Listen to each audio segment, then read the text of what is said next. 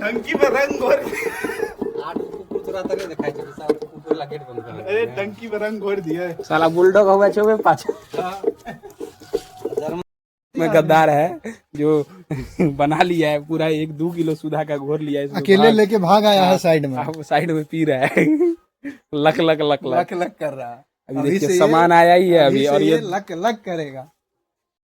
कहने हो आओ एक सुंदर सन प्रस्तुति ऐब राहुल जैद संजीव कुमार जी।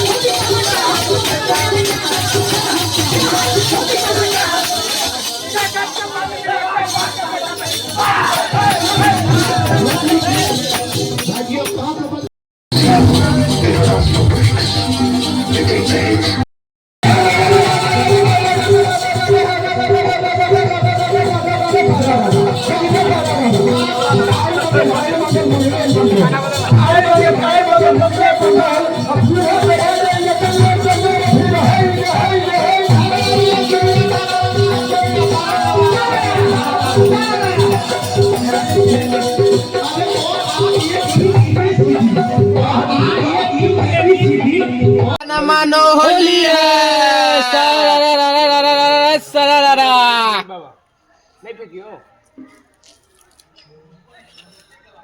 दुर्गानंद के भौजी बड़ अलबेल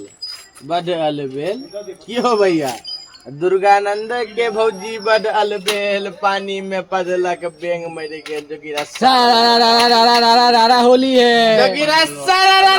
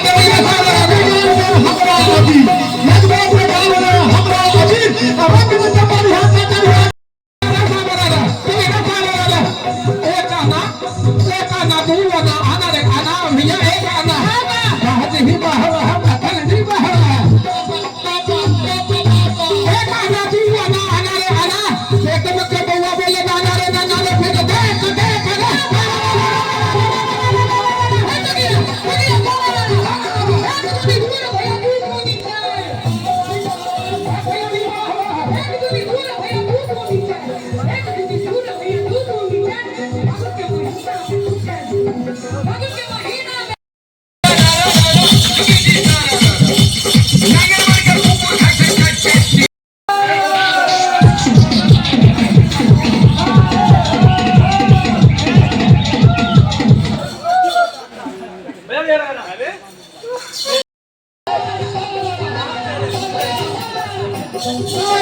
la